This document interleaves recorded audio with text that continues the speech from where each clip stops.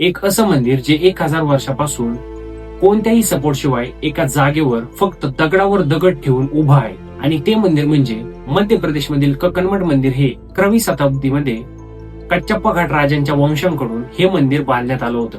हे मंदिर इतकं युनिक पद्धतीने बांधण्यात आलं आहे की यामध्ये कोणतीही माती, कोणताही सिमेंट किंवा कोणत्याही विटाचा उपयोग केला नाहीये.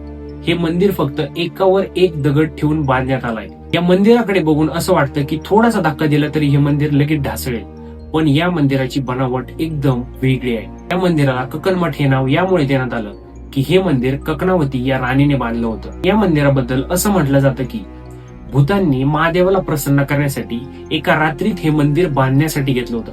एका रात्रीमध्ये ते जेवढं बनवू शकले तेवढं त्यांनी बनवलं आणि दिवस उजाडल्यानंतर हे सर्व निघून गेले आणि त्या मंदिराचं कामही तसंच अर्ध राहिलं.